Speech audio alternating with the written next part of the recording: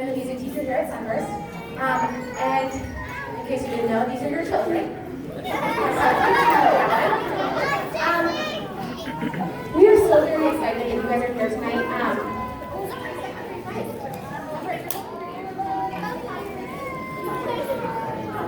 Okay, so a few quick little things before we get started.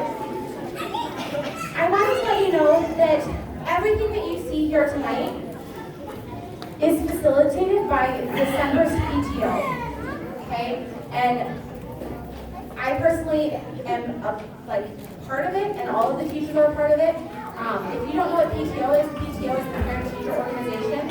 And what they do is they put on events like Learning Night, like a learning fair. They put on bingo night. They put on, they put up the book fair exam. Our field trips. Any field trips that you don't have to pay for comes out of their budget. Anything that the kids get that's super special is from them. And we found out something sad this year. We've had a wonderful PTO president, PTO treasurer, secretary, and vice president for a while now, and they have all decided to step down. So we're doing a change in leadership, which is a little scary because for those of us that are teachers, we get all of our classroom finances. The majority of it comes through that. And so if PTO is no longer in existence after this year, events like the Learning Fair, or like Bingo Night, or Grade Skate was them too, weren't they? So any of the events, if we don't have a good PTO, those go bye-bye.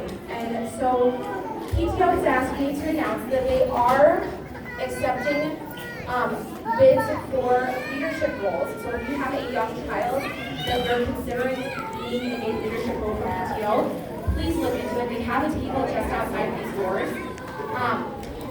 And even if you don't want to be in a leadership role, consider volunteering. How many of you guys have volunteered here at Sunburst before? If you look around, that's a good but pretty sad number, because I know that parent volunteers they do everything for us, and we really value you guys. So if you volunteered in here, thank you very much. We really appreciate you. So if you're considering PTO, at least consider volunteering, because we love volunteers and we definitely need them. The other thing is they do have PTO officer elections May 8th. So even if you don't want to be in a leadership role, at least you'll vote about who you want on the PTO for next year. So that's my little service announcement. Two more things before we get started. I talked to my second graders and I talked to all of the students about something called concert etiquette.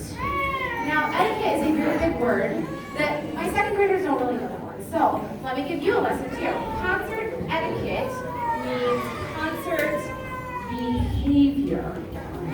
And something that I've noticed in all of the years that I've been putting on concerts is that the longer the concert goes, the worse the behavior gets.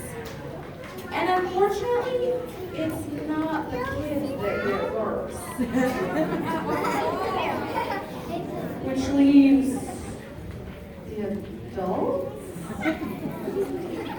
So, pop quiz. Second graders, find your parents. I'm going to give them a test real quick. You don't have to point to them. Thank you. So, I'm going to give you a little bit of a test. If you have a kindergartner, you already took this. If you have a first or third grader, you already took this. So, you should know the answer, hopefully. So, first question. Situation, and you can answer 1, 2, or 3. And you can answer by showing me which number on your fingers. So, the situation is, your cell phone rings in the middle of the concert. You can either, 1, answer the phone, talk to your mother, have a wonderful conversation, tell her how cute little Susie is up on your stage here. And just tell her how much you love her and just have the whole conversation. Let her know that you're at the concert, of course. You can do that, number 1. Number 2, you can flail your arms wildly, going crazy and freaking out because everybody is hearing your Backstreet Boys ringtone. And finally find your phone and turn it to silent. number 3. Trick question, your phone's already outside. 1, 2, or 3? Awesome. I'm seeing a lot of 3s. And the funny part is that I see the 3 and then I see the reach in the pocket. You're like, oh yeah, we're good. So, awesome. Did your parents get it right? Okay, second question. This one, I'm going to ask this one to your kids. You guys did fine. I think you guys got it. Okay, second graders. We talked about this morning. Every time that we finish a song, the audience does something that we do not.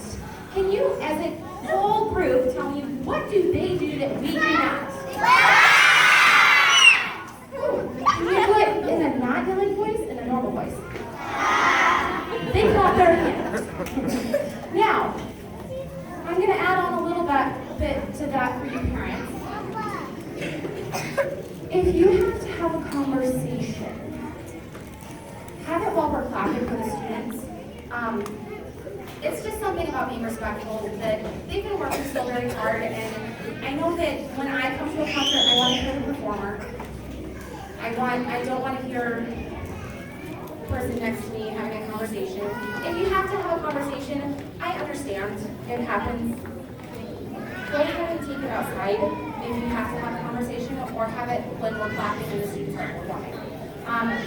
I told him in 6th grade, and I think we're going to do it in 2nd grade too. Or not in 6th grade, 3rd grade. So what we're going to do is, I'm going to trust that you guys are going to be super awesome about having conversations while we're clapping and not when we're performing. And if I have to, I might have to give a little reminder in between songs, but I don't think I will. I think that you guys are good. So, clap, not talk. Confident, I think we're good. I think we're ready